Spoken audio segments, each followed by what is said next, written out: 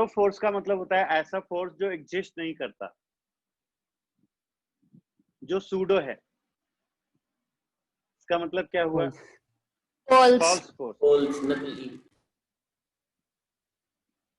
Means वो force है भी और नहीं भी। इसका मतलब यह है कि वो किसी को तो दिखेगा और किसी को नहीं दिखेगा, किसी को दिखेगा और किसी को नहीं दिखेगा। ठीक है, सो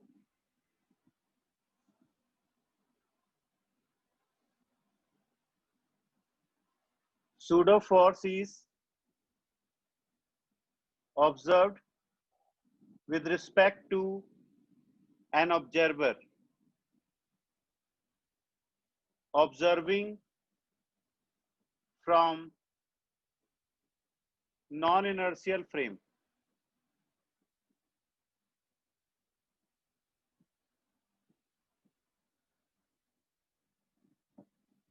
जब कोई observer non inertial frame of reference से ऑब्जर्व करेगा तो उसे एक अजीब सा फोर्स दिखाई देगा, उसे एक अजीब सा फोर्स महसूस होगा। उसकी नजरों में बॉडी पर एक अजीब तरह का फोर्स दिखाई देगा और उस फोर्स का नाम क्या है? Pseudo force. सूडो फोर्स देखो यहां पर,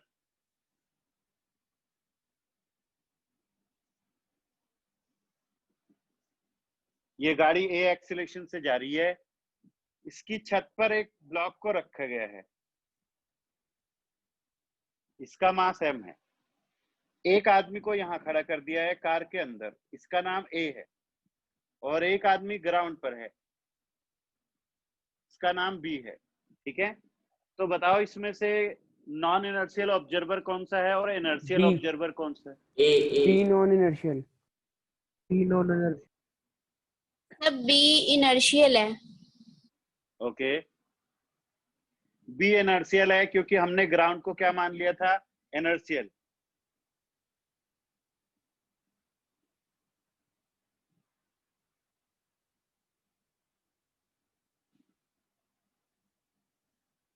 ऐसा क्यों मानते हैं, ग्राउंड को इनर्शियल क्यों मानते हैं?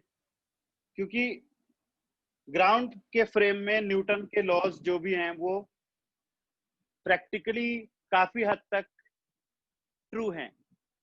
न्यूटन के जो लॉज हैं वो प्रैक्टिकली ट्रू हैं, क्योंकि जो न्यूटन के लॉज हैं वो इनर्शियल फ्रेम के लिए बनाए गए हैं और अर्थ के फ्रेम में ये लगभग ट्रू हैं। इसलिए अर्थ को मान लिया जाता है कि ये अर्थ जो है वो इनर्शियल फ्रेम है। तो अर्थ इनर्शियल फ्रेम क्यों माना जाता है अर्थ को?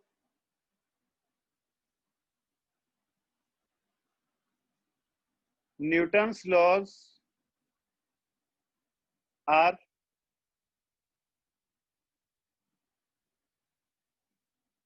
valid in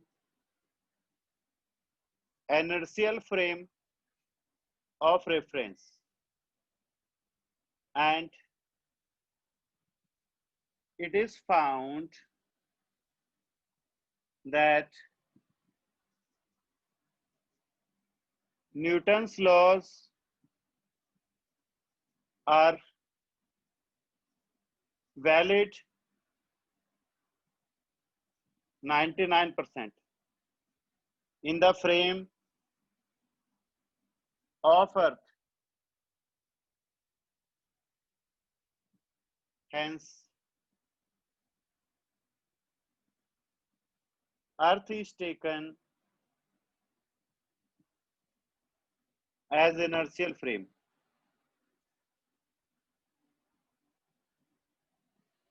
इसीलिए हमने अर्थ को जबरदस्ती इनर्शियल फ्रेम मान लिया है, इसीलिए हमने अर्थ को इनर्शियल फ्रेम मान लिया है, क्योंकि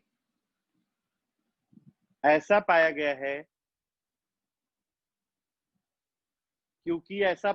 कि अर्थ के फ्रेम में न्यूटन्स लॉज ऑलमोस्ट वैलिड हैं, अप्रॉक्सीमेटली वैलिड हैं, अप्रॉक्सीमेटली वैलिड होते हैं न्यूटन के लॉज। इसीलिए हम लोग मान लेते हैं कि अर्थ एक इनर्शियल फ्रेम है, इसीलिए हम लोग मान लेते हैं कि अर्थ एक इनर्शियल फ्रेम है। ठीक है, जबरदस्ती मान लेते हैं। और इसीलिए ये जो बी ऑब्जर्वर है ये इनर्शियल ऑब्जर्वर है,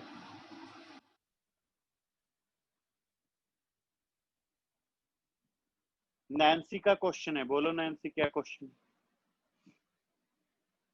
सर हम अर्थ को इनर्शियल इसलिए भी तो मान सकते हैं क्योंकि जो हम ह्यूमंस अर्थ पे रहते हैं इनके लिए तो अर्थ रेस्ट पे ही है, आउटर स्पेस के अकॉर्डिंग वो एक्सेलरेशन में है ना। नहीं नहीं ऐसे नहीं होता। अर्थ को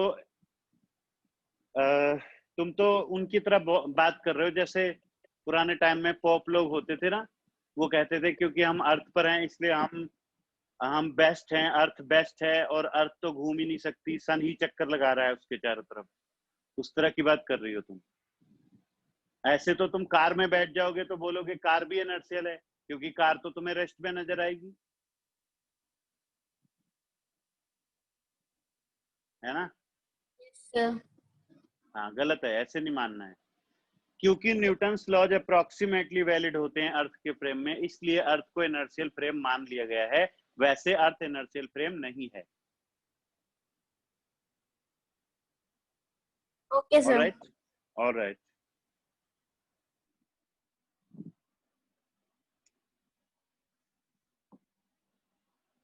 तो देखो यहां पर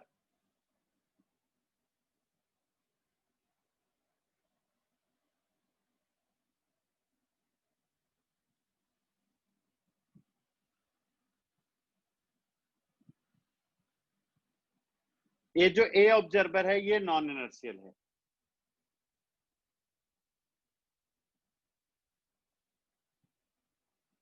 क्यों? क्योंकि एक्सीलरेशन नॉन जीरो है, इसका जो कार का एक्सीलरेशन है वो नॉन जीरो है। और मैंने बताया था ना नॉन इनर्शियल फ्रेम क्या होते हैं, क्या होते हैं यस बताओ। सर, जिनकी बोलो क्या होते एक्सेलरेशन हैं। जीरो नहीं होती। हाँ, जिन फ्रेम ऑफ रेफरेंस की एक्सीलरेशन जीरो नहीं होती उन्हें नॉन इनर्शियल फ्रेम कहते हैं, उन्हें नॉन इनर्शियल फ्रेम कहते हैं। जिनकी एक्सीलरेशन जीरो नहीं होती उनको नॉन इनर्शियल फ्रेम कहते हैं, उन्हें नॉन इनर्शियल फ्रेम कहते हैं। यस सर अगर बॉक्स को ऑब्जर्व करें तो ए तो इनर्शियल है ना सर, ए क्योंकि सर तुम्हारी आवाज। सर अगर बॉक्स को ऑब्जर्व करें तो ए तो हाँ इनर्शियल होगा ना उसके रिस्पेक्ट में। नहीं नहीं नहीं नहीं नहीं, उसके रिस्पेक्ट में मत देखो। एक कार में बैठा है कि नहीं, कार में तो बैठा है सर, पर ये दोनों और तो कार का एक्सीलरेशन क्या है, ए, ए और ए नॉन जीरो है। इसका मतलब कि कार एक्सीलरेटेड है, इसका मतलब कि कार एक नॉन इनर्शियल फ्रेम को का हिस्सा है। इसका मतलब कि कार में बैठा हुआ हर व्यक्ति नॉन इनर्शियल है। ओके। हाँ, अब ये व्यक्ति इस ब्लॉक को देखेगा, जब ये व्यक्ति इस ब्लॉक को देखेगा तो इसके रिस्पेक्ट में इस पे एक सूडो फोर्स लगेगा विद रिस्पेक्ट टू मैन ए के रिस्पेक्ट में इस ब्लॉक पर ये गाड़ी इधर जा रही है, इसके अपोजिट डायरेक्शन में एक फोर्स लगेगा माइनस मास टाइम एक्सेलरेशन, यानी कि मास इसका होगा, एक्सेलरेशन फ्रेम का होगा। ठीक है, so pseudo force equal to minus of mass of object multiplied minus of acceleration of frame. Frame के एक्सेलरेशन के अपोजिट डायरेक्शन में फोर्स लगेगा। The direction of pseudo force is opposite to the acceleration of frame. F equal to minus m into minus a, यानी कि जिधर acceleration होएगा उसके opposite direction में उसके रिस्पेक्ट में एक फोर्स महसूस होगा, फोर्स दिखेगा। किसको दिखेगा? ए को। ए को क्या दिखेगा कि इस ब्लॉक पर देखो जो mg लग रहा है वो तो रहेगा ही, जो नॉर्मल लग रहा है वो भी रहेगा, इन सबके एडिशनली एक फोर्स m में दिखेगा उल्टे डायरेक्शन में, m में दिखेगा उल्टे डायरेक्शन में। इसको दिखेगा कि m में उल्टे डायरेक्शन में जा रहा है, इसको दिखेगा कि m में उल्टे डायरेक्शन में लग रहा है। ठीक है, ये सूडो फोर्स है, ई सॉरी ये एफएस। सर ये इनर्शियल की हाँ वजह से लगा क्या? यही सूडो फोर्स है। इनर्शिया चेंज होने की वजह से लगा के सर ये क्या, फिर से बोलो। इनर्शिया की वजह से लगा सर ये इनर्शिया चेंज होने की वजह से। हाँ बिल्कुल सही कह रहे हो, इनर्शिया चेंज होने की वजह से ही सूडो फोर्स उत्पन्न होता है। The father of pseudo force is inertia. Inertia की वजह से ही सूडो फोर्स आता है, समझिए। लेकिन वो दिखाई यस उसी को देगा जो नॉन इनर्शियल फ्रेम में होगा। दिखाई उसी को देता है जो नॉन इनर्शियल फ्रेम में होगा। जो इनर्शियल फ्रेम में होगा तो वो तो बोलेगा इनर्शिया की वजह से ऐसा हुआ है, ऐसे बोलेगा वो। और उसमें फोर्स उसको दिखाई नहीं देगा। फोर्स तो तभी दिखाई देगा जब वो नॉन इनर्शियल में खड़ा होगा। यस हाँ, और समझाता हूं मैं, अभी और डिटेल में समझाऊंगा, पहले इसको लिख लो। मैं इरेज कर दूं तो दोबारा से समझाऊंगा, टेंशन मत।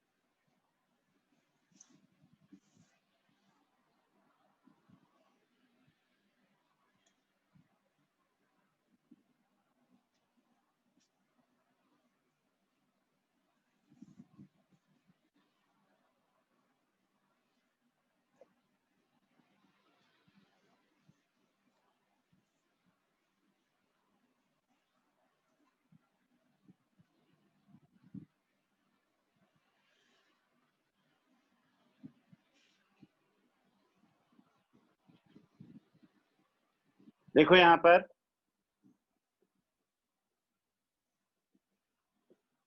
ये ए एक्सीलरेशन से जा रहा है और इसके ऊपर एक ब्लॉक है। एक ऑब्जर्वर यहाँ पर है ए और एक ऑब्जर्वर यहाँ पर है बी। Okay done. अब जरा देखना,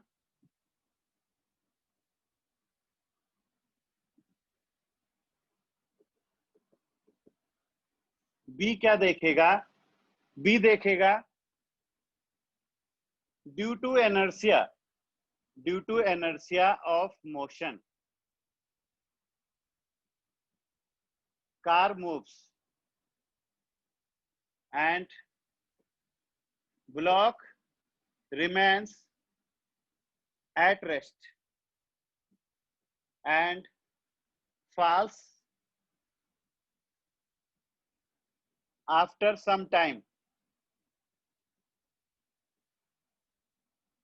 when car travels a distance L। जरा देखना बी ने क्या ऑब्जर्व किया, देखो सभी सभी देखो बी ने क्या ऑब्जर्व किया।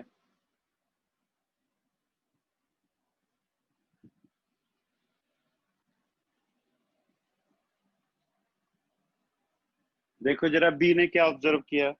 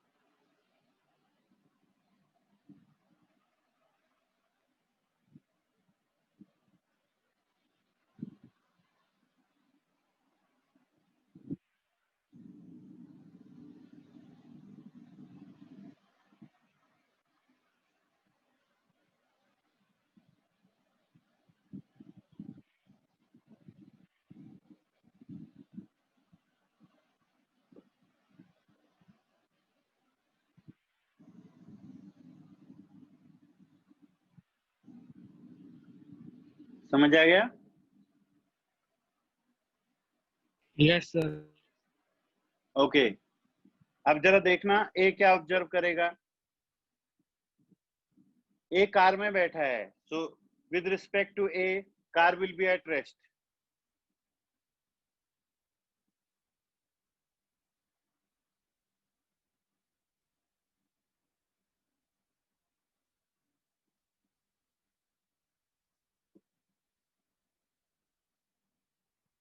ए ऑब्जर्व करेगा क्योंकि ए कार में बैठा है, तो जैसे हम लोग ग्राउंड पे बैठे तो हमें ग्राउंड रेस्ट पे नजर आती है, ऐसे ही जब वो कार में बैठ जाएगा तो उसे कार क्या नजर आएगी? रेस्ट पर नजर आएगी। ठीक है, और ए क्या ऑब्जर्व करेगा? ए ऑब्जर्व करेगा कि इस ब्लॉक के ऊपर एक उल्टे डायरेक्शन में फोर्स लग रहा है। ठीक है,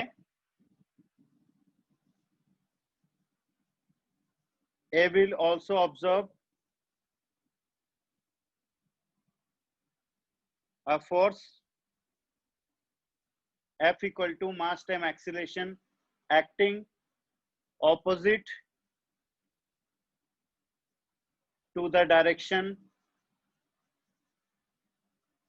of acceleration of car। ये क्या ऑब्जर्व करेगा कि जो छोटे वाला ब्लॉक है इस पर एक ऑपोजिट डायरेक्शन में फोर्स लग रहा है। कार तो रुकी हुई है लेकिन उस पर एक फोर्स लग रहा है। ए ने क्या देखा बताओ, ए ने क्या देखा?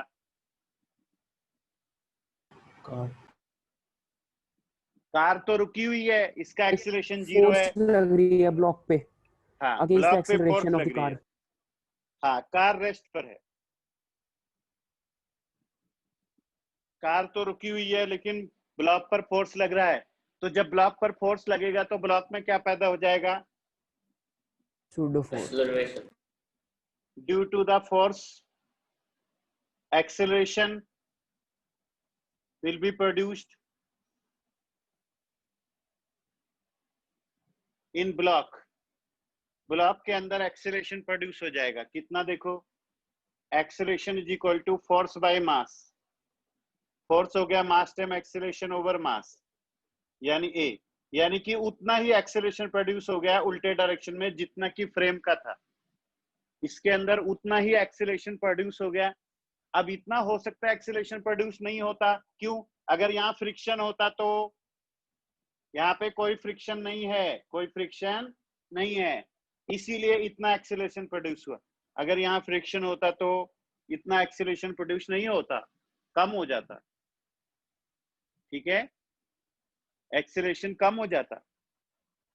समझ गए? यस। क्लियर? ऑलराइट। तो इसके अंदर एक्सेलरेशन प्रोड्यूस हो गया, एक्सेलरेशन प्रोड्यूस होएगा तो ये चल पड़ेगा, ये चल पड़ेगा तो एल दूरी तय चल करने के बाद क्या होगा? ये गिर जाएगा। So yes, block will fall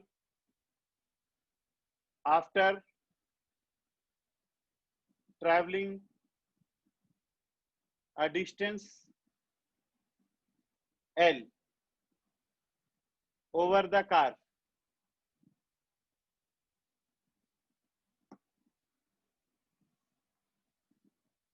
होएगा कि नहीं बताओ? Yes sir. और कितना समय लगेगा उस ब्लॉक को गिरने में?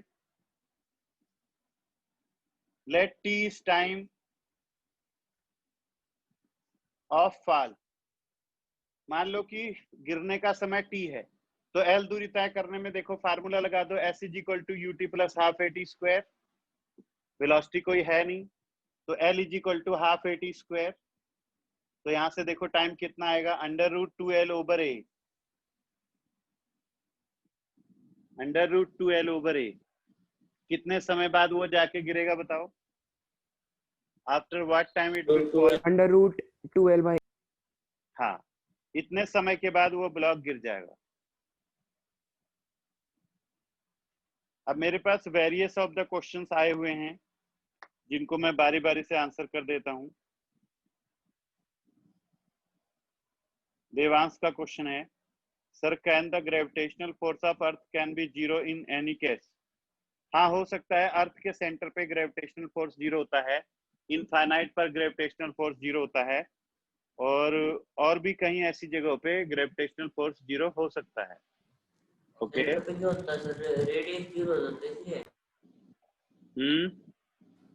सेंटर पे सर डिस्टेंस 0 हो जाता है, रेडियस मतलब कि इसलिए होता है ग्रेविटेशनल फोर्स 0। हाँ हाँ बिल्कुल। सर और हाँ, ये ग्रेविटी किसकी वजह से होती है? ग्रेविटॉन्स की वजह से। यस यस, आगे पढ़ाया जाएगा तुम्हें, आगे आएगा चैप्टर ग्रेविटेशन का, ठीक है। Yes sir. आदित्य का क्वेश्चन है, सर जब कार रिटार्ड करेगी तो सूडो फोर्स फॉरवर्ड लगेगा क्या? Yes you are right. Car जब एक्सीलरेट करेगी तो सूडो फोर्स पीछे लगेगा, और कार जब रिटार्ड करेगी तो सूडो फोर्स आगे लगेगा, ठीक है। रिया का क्वेश्चन है, सर ब्लॉक भी तो कार के साथ मूव कर रहा है, तो रेस्ट। क्वेश्चन पूछो रिया, तुम्हारा क्वेश्चन मेरे को समझ नहीं आया। रिया सर ब्लॉक भी 119। तो हाँ मतलब मूव कर रहा है उसके साथ, कार के साथ, तो रेस्ट पे कैसे? नहीं नहीं, ब्लॉक नहीं मूव कर रहा है, कार मूव कर रही है, कार मूव कर रही है, ब्लॉक तो रेस्ट पर है। ये देखो, मैं समझाता हूं।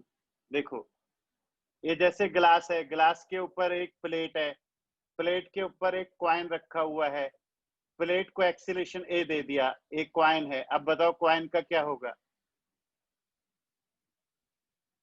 नीचे बोलो। गिर जाएगा, नीचे तो गिर तुम, जाएगा सर। यस, ग्लास में। Y Y Y,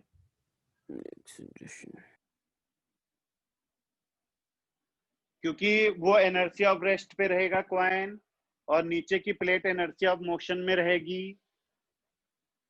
okay. Yes sir. हाँ ये चीज है। ऐसे ही यहाँ पर भी देखो, जो बी ऑब्जर्व करेगा वो क्या देखेगा? कार एनर्जी ऑफ मोशन में रहेगी, ब्लॉक एनर्जी ऑफ रेस्ट पे, तो कार के गुजर जाने के बाद ब्लॉक फॉल कर जाएगा, ठीक है।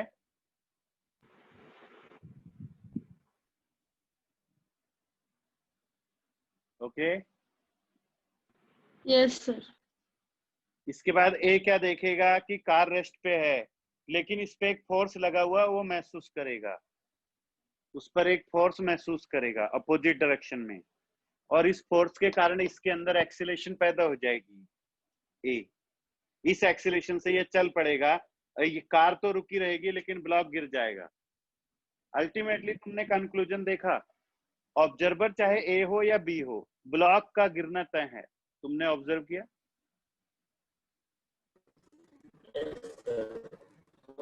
यानी कि, हाँ, यानी कि कंक्लूजन जो है वो सेम है। तो ऐसा क्यों हुआ होगा? सूडो फोर्स का जन्म क्यों हुआ होगा? जरा सोचो, why pseudo force come into the picture? इसका जो, इसकी जो खोज हुई, हाँ, ऑब्जर्वर की वजह से। क्योंकि देखो, जो आदमी अंदर बैठा है वो तो बोलेगा जी कार रेस्ट पर है तो ये तो गिर ही नहीं सकता, लेकिन ये गिर रहा है तो ये तो सभी लोगों से लड़ाई कर लेगा, भी ये तो गिरेगा ही नहीं, लेकिन वो गिर रहा है। तो इसको समझाने के लिए न्यूटन ने कहा कि बेटा, जो ऑब्जर्वर नॉन इनर्शियल फ्रेम में बैठा होगा तो उसके रिस्पेक्ट में इस पे एक सूडो फोर्स लगाएंगे, और इससे सेम ऑब्जर्वेशन होगा, सेम ऑब्जर्वेशन होगा। तो नॉन इनर्शियल फ्रेम में न्यूटन्स लॉज को वैलिड कराने के लिए सूडो फोर्स की उत्पत्ति की गई है। After consideration of pseudo force you can apply Newton's laws in non inertial frame. लिखो, राइट इट डाउन, लिखो,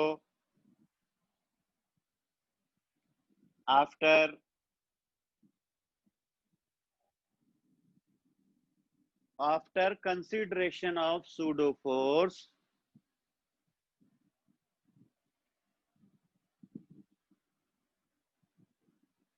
after consideration of pseudo force, one can apply after consideration of pseudo force, one can apply Newton's laws, one can apply Newton's laws in non-inertial frame of reference. In non-inertial frame of reference. Okay, got it? Yes. All right. Sir Yes. Sir मतलब जो pseudo force है sir वो ए ही observe कर सकता है इसमें।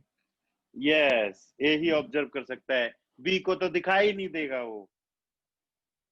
Okay sir.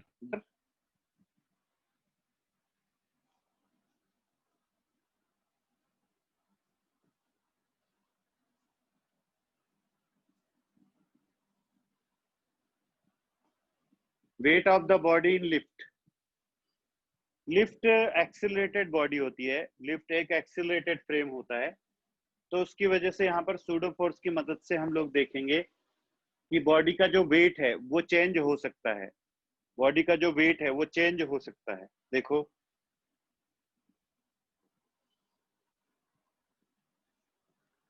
अगर तुमने वेइंग मशीन देखी हो तो देखो वेइंग मशीन किस तरह से काम करती है।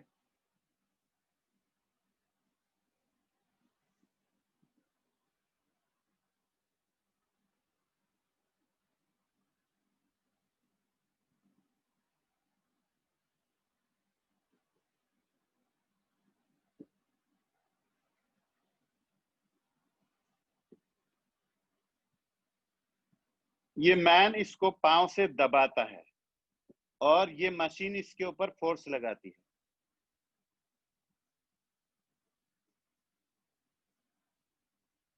और मशीन पर एक फोर्स नीचे लगता है, इसी को वो रीड करती है।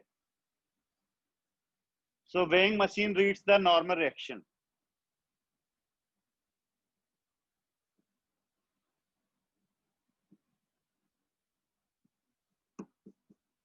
वेइंग मशीन क्या पढ़ती है? Normal reaction. सर पर जो Weighing वेइंग मशीन होती है उसकी डायरेक्शन में तो mg भी लग रहा होता है हमारा। बिल्कुल लग रहा होता है। देखो हमारा वेट ऐसे नीचे लग रहा होता है और नॉर्मल ऊपर, और क्योंकि हम इक्विलिब्रियम पर होते हैं तो n इक्वल टू क्या हो जाता है? mg।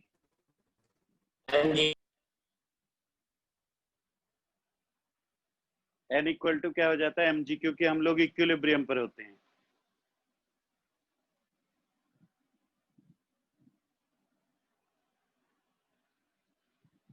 Okay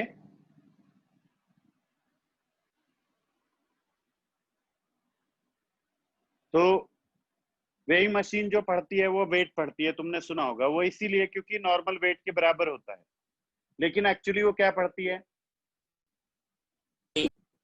force. Normal force.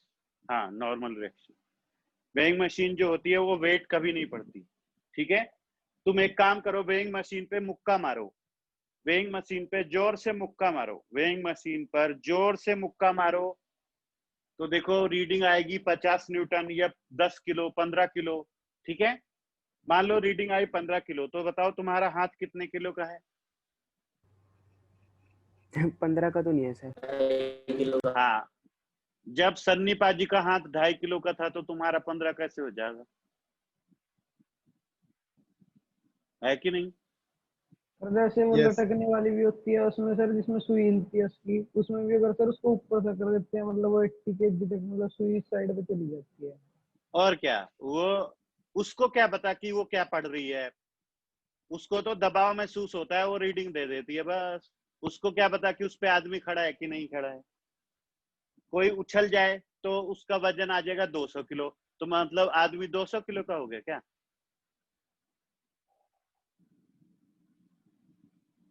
एक आदमी को खड़ा करके उसके हेयर को पकड़ के ऊपर की तरफ खींच लो, आदमी का वजन आ जाएगा 10 किलो, तो मतलब 60 किलो का आदमी 10 किलो का हो गया क्या? सर किसी भी इंस्टेंट का फोर्स बताती है वेइंग मशीन मतलब। हाँ, नॉर्मल फोर्स बताती है, जो पाँव वेइंग मशीन को दबाता है जिस फोर्स से, उसी फोर्स को रीड करती है वो, वही बताती है वो।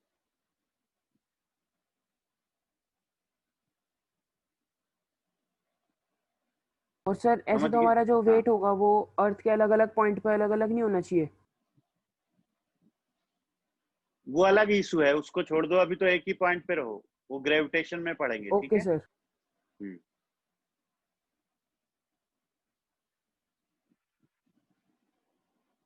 वो तो ये है कि अब शिमला में मेजर करोगे और फिर उसके बाद जाके चेन्नई में मेजर करोगे तो फर्क हो सकता है ना?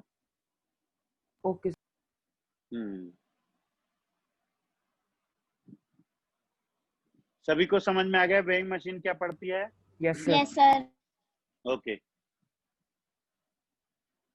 तो जरा देखो, ये लिफ्ट है और लिफ्ट के अंदर एक आदमी है, इसका मास m है और लिफ्ट का एक्सीलरेशन 0 है, लिफ्ट का एक्सीलरेशन 0 है। तो देखो, इस आदमी पर नॉर्मल रिएक्शन ऊपर लगेगी, इसका वेट नीचे लगेगा, तो n इक्वल टू क्या हो जाएगा? mg, ठीक है? तो यहाँ पर जो उसका वेट होगा वो एक्चुअल वेट होगा, यहाँ पर इसका एक्चुअल वेट आएगा, एक्चुअल वेट पढ़ा जाएगा, एक्चुअल वेट रहेगा मैन का। यानी कि अगर लिफ्ट रेस्ट पर रहेगी तो मैन का वेट एक्चुअल आएगा, एक्चुअल रीडिंग आएगी, एक्चुअल रहेगा, ठीक है? अब देखो, यहां पर लिफ्ट ए एक्सीलरेशन से जा रही है और ए 0 नहीं है, इसके ऊपर ये आदमी है यहाँ पर। अब इसका अगर फ्री बॉडी डायग्राम बनाओगे तो देखो, यहां से देखो सूडो फोर्स लगा दो,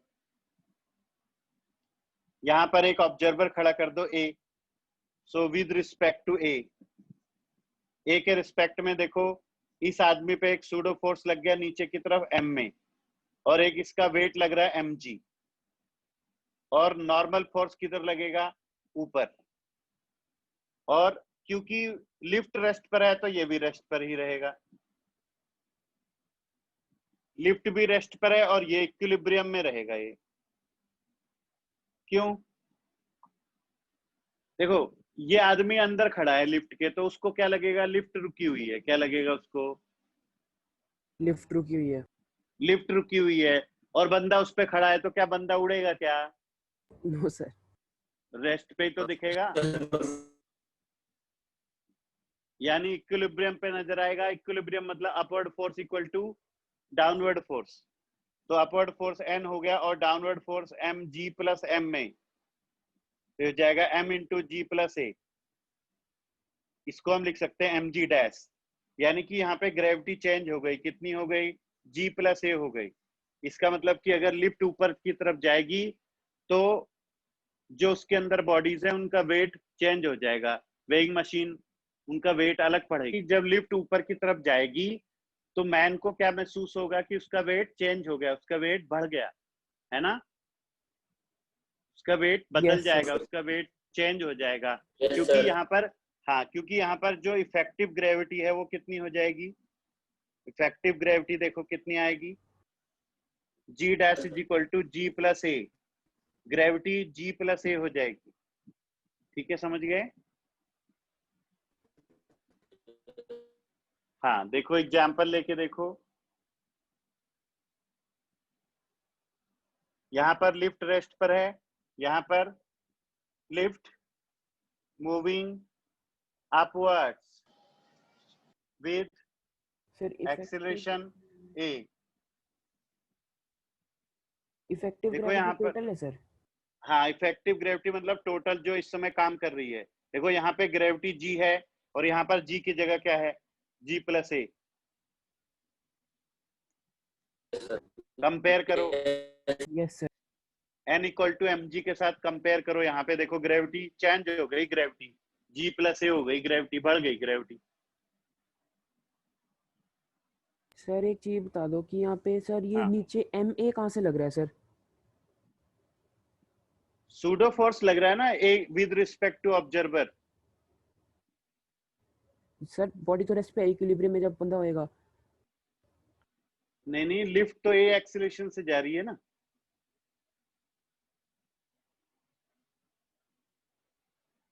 तुम 2 मिनट में सब कुछ भूल जाते हो,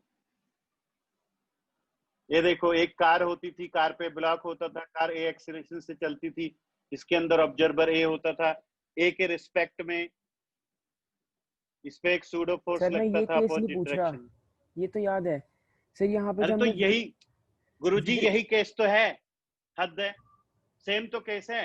ये देखो, ये ऑब्जर्वर यहाँ खड़ा है और लिफ्ट ऊपर जा रही है ए एक्सीलरेशन से, तो ऑब्जर्वर के रिस्पेक्ट पे इस पे नीचे की तरफ सूडो फोर्स लगेगा कि ओके नहीं? सर, ये सर लगेगा। हाँ, फिर यही तो बोल रहा हूँ, तुम भूल जाते हो। सर अगर लिफ्ट नीचे जाएगी तो ऊपर लगेगा ना सर? यस, और अगर लिफ्ट कहीं नहीं जाएगी तो एक्चुअल लगेगा। सर एक्ट ही नहीं करेगा।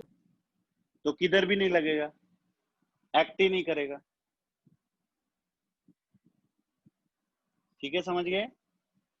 Yes sir. हाँ देखो, जैसे मान लो एग्जाम्पल ले लो, ये लिफ्ट ऊपर की तरफ जा रही है 2 मीटर पर सेकेंड स्क्वायर से, इसके अंदर एक आदमी खड़ा है जिसका मास 50 केजी है, ठीक है? So find the weight of man in newton. Newton होती है ना वेट की यूनिट। 600 न्यूटन। लिफ्ट के अंदर इस मैन का वेट बताओ कितना होगा न्यूटन में? 500 Newton. All right. 600। Okay,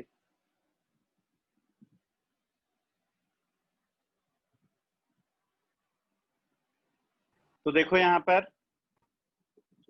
lift ऊपर जा रही है तो वेट का फार्मूला हो जाएगा m इंटू जी प्लस ए। कितना हो जाएगा? क्योंकि जो वेट होता है वही नॉर्मल रिएक्शन होता है, मैंने बताया था ना तुम्हें, बताया था ना? हाँ, तो m into G plus a हो जाएगा, मास इसका 50 है और g 10 है और एक्सीलरेशन 2 है, तो ये हो जाएगा 600 न्यूटन। 600 न्यूटन। और केजी में बताओ, 600 weight in kilogram.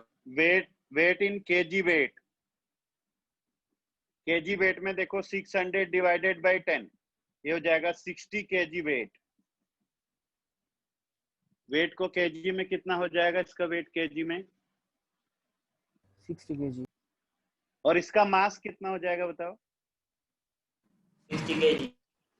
300 Newton. 300। 60 KG नहीं होगा सर। मास कभी चेंज नहीं होता, मास कभी चेंज नहीं होता, चाहे उसको लिफ्ट में बिठा दो, चाहे कार में बिठा दो, चाहे प्लेन में बिठा दो, मास नहीं चेंज होता उसका, मास तो उतना ही रहता है। ये तो वेट है, वेट वेट चेंज हो जाता है, ये वेट की यूनिट है, ये वेट की यूनिट है, इसको बोलते हैं केजी वेट। क्या बोलते हैं इसको? 60 केजी वेट। क्या बोलते हैं? वेट। पूरा 60 बोलो। केजी। 60 लेकिन केजी हम लोग क्या करते हैं, लापरवाही में इसको क्या बोलते हैं? सो बाय डिफॉल्ट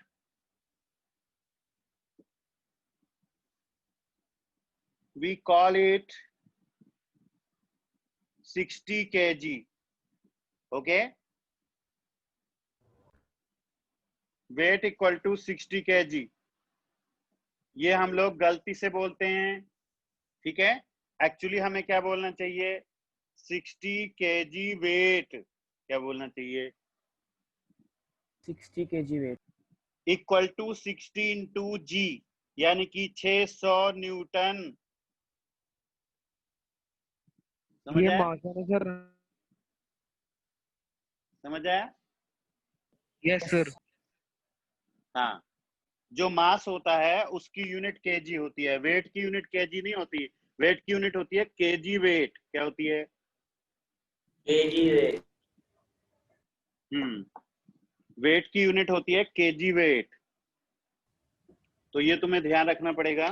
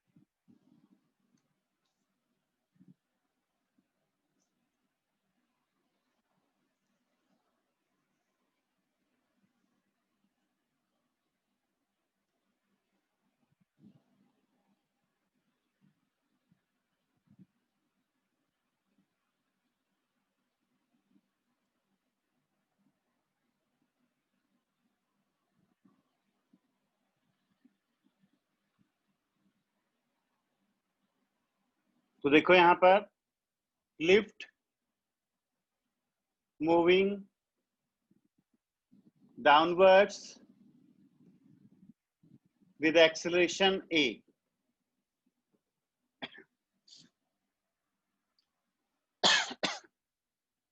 लिफ्ट नीचे जा रही है, उसका जो एक्सेलरेशन है वो a है।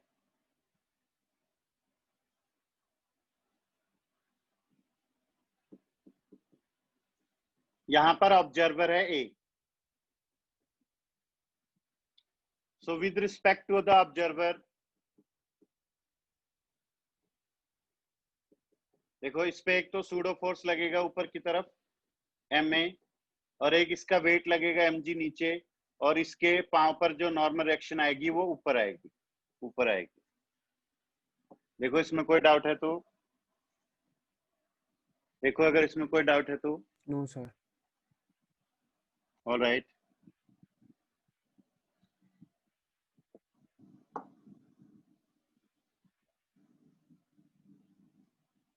तो देखो इसमें अपवर्ड फोर्स हो जाएगा n प्लस एम में, और डाउनवर्ड हो जाएगा mg। तो n की वैल्यू हो जाएगी mg माइनस m में, that is m into ji minus a। तो देखो यहाँ पर g डैश की वैल्यू क्या आएगी, g dash equal to g minus a, g minus a। देखो ध्यान से, देखो इसको, स्पेशल केस ले लो। अगर a इक्वल टू जी हो जाए तो क्या होगा, नॉर्मल हो जाएगा m into ji minus a equal to 0। यानी कि जो पर्सन है वो सरफेस को छोड़ देगा, यहाँ पे नॉर्मल 0 हो जाएगी, ठीक है, नॉर्मल 0 हो जाएगी, वो लिफ्ट को छोड़ देगा, तो वो फ्री फॉल में आ जाएगा, फ्री फॉल में आ जाएगा वो, ठीक है। तो उसका जो वेट है वो m इंटू जी माइनस जी, वो 0 हो जाएगा, यानी कि वेट लेसनेस हो जाएगी।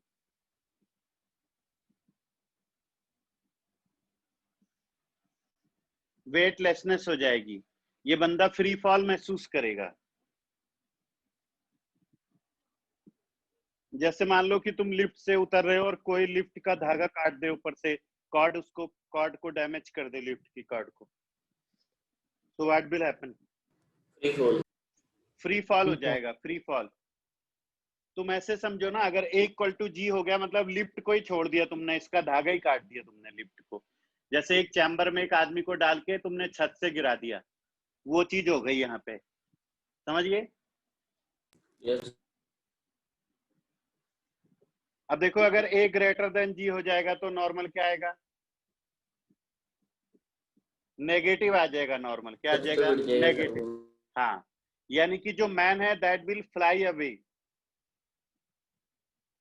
Man flies away and collide with roof. Man उड़ जाएगा with respect to a, man उड़ जाएगा और ऊपर जाके छत में टकरा जाएगा। तुमने सुना होगा कि जब तुम प्लेन में ट्रैवल करते हो तो वहां पर अनाउंसमेंट होती है, अनाउंसमेंट सुना है प्लेन में? Yes sir. Yes sir. कृपया कुर्सी की पेटी बांधे रहने के संकेत, बांधे रहने के संकेत दिए जाने तक कुर्सी की पेटी बांधे रखें। तो सभी लोग कुर्सी की पेटी बांधे रखते हैं, वहां पर सीट बेल्ट होता है उसको टाइट रखते हैं, फास्टन करके रखते हैं। और फिर जब सिग्नल वहां से चला जाता है तो वहां पर टिंग टोंग का मैसेज आता है और वहां पे सुनाई देता है कि भी सिग्नल जा चुके हैं, मतलब अभी कुर्सी की पेटी खोल सकते हैं। लेकिन एक मैसेज आता है कि कुर्सी की पेटी बांधे रखने के संकेत बंद कर दिए गए हैं। लेकिन फिर भी हमारी ये गुजारिश है कि सभी यात्री अपनी कुर्सी की पेटी बांधे रखें। ये बात सबसे ज्यादा इंपॉर्टेंट है जो कि कोई नहीं सुनता।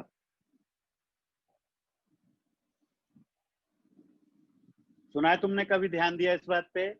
सर इतना बोलते हैं ये भी नहीं सुना आज तक, इतना ध्यान ही नहीं ले, है। ध्यान देना अगली बार। वो बोलते हैं कि कुर्सी की पेटी बांधे रखने का संकेत बंद कर दिया गया है, लेकिन हम सभी यात्रियों से रिक्वेस्ट करते हैं, अनुरोध करते हैं कि वो अभी भी कुर्सी की पेटी बांधे रखें। इसका कारण बता देता हूं। कई बार नो ग्रेविटी जोन आते हैं। क्या आते हैं? नो ग्रेविटी जोन आते हैं। नो ग्रेविटी जोन का मतलब होता है एयर नहीं होती वहां पे, मतलब हाई ग्रेविटी जोन कह सकते हो, मतलब no air, no atmosphere zone कहते हैं उसको। नो एटमॉस्फेयर जोन आते हैं कई जगह, और कई जगह ड्यू टू बैक प्रेशर बहुत ज्यादा फोर्स लगता है प्लेन के ऊपर डाउनवर्ड डायरेक्शन में। इसकी वजह से कई बार प्लेन 5-5 सेकंड में 5-5 हजार फीट नीचे आ जाता है।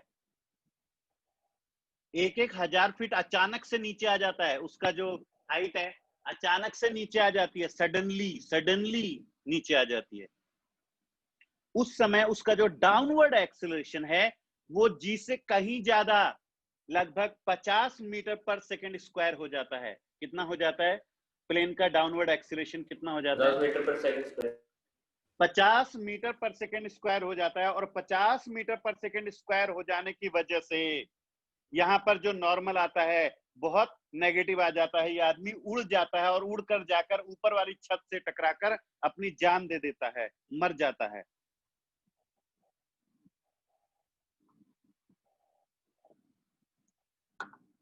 इसलिए कहते हैं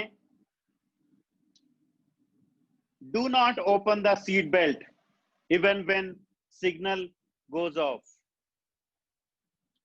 सिग्नल बंद होने के बाद भी सीट बेल्ट को ओपन ना करें। हर समय सीट बेल्ट को लगा के रखें, क्योंकि कब दुर्घटना होगी किसी को नहीं पता। दुर्घटना बता के नहीं आती। समझ गए भाई सभी? Yes sir. तो